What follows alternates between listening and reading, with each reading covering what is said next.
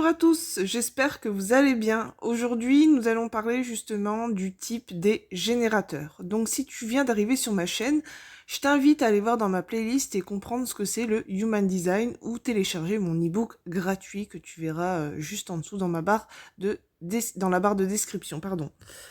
Donc le générateur, c'est 70% de la population. Sachant que dans le générateur, il y a aussi les MG, qui sont les Manifesting Generators, puisque à l'origine, c'est anglais. C'est un outil qui se lit en anglais. Donc les générateurs, malheureusement, on vit tous comme les générateurs. Les générateurs vivent à 100 à l'heure. Et leur but aux générateurs, c'est de trouver un travail et la relation qui leur convient. Seulement, pour qu'ils puissent passer à l'action, parce que ça se fait pas tout de suite, il faut leur stratégie, c'est d'attendre la réponse. C'est de répondre. Alors, c'est soit de répondre à une intuition, une intuition qui vient du centre sacral. Si tu connais un peu le Human Design, on a plusieurs centres qui font référence justement au chakra. Donc, on n'en a pas 7, mais on en a 9. Et le centre sacral, c'est bien le centre énergétique. Et répondre, c'est aussi répondre à l'intérieur de soi, mais répondre aussi à une synchronicité ou répondre à une conversation.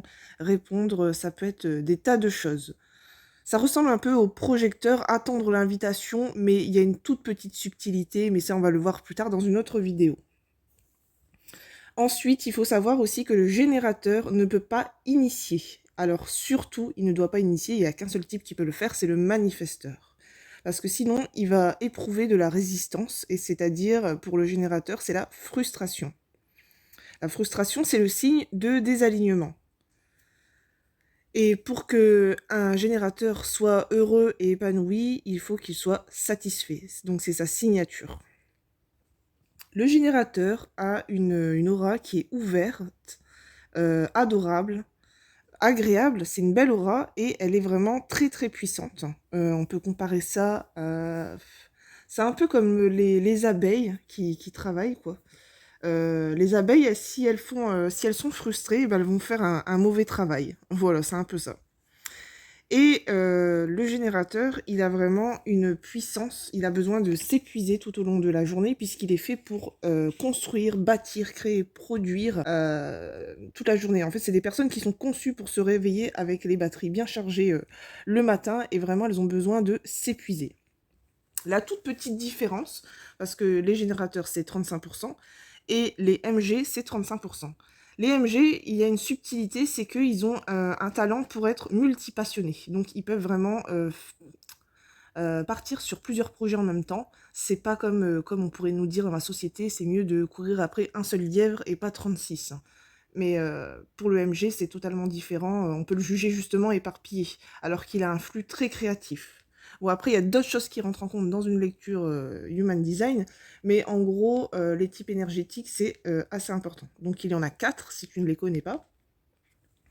Et le générateur, c'est le plus gros de la population.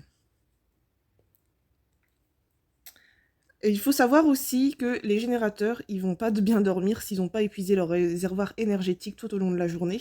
Donc si tu as cette sensation que tu n'as rien fait de la journée, que tu ne sais pas dormir au soir, c'est que tu es probablement un générateur. Mais ça ne veut pas forcément dire que tu es un générateur, ça dépend aussi de ta lecture en général. Donc les générateurs, ils ont cette vitalité innée. Et ils sont beaucoup moins sujets à faire un burn-out, ou ils vont faire un burn-out très tard, vers 40, 50, je dirais même proche de la retraite. Par contre, s'ils se sentent épuisés énergétiquement, c'est qu'il y a énormément de frustration.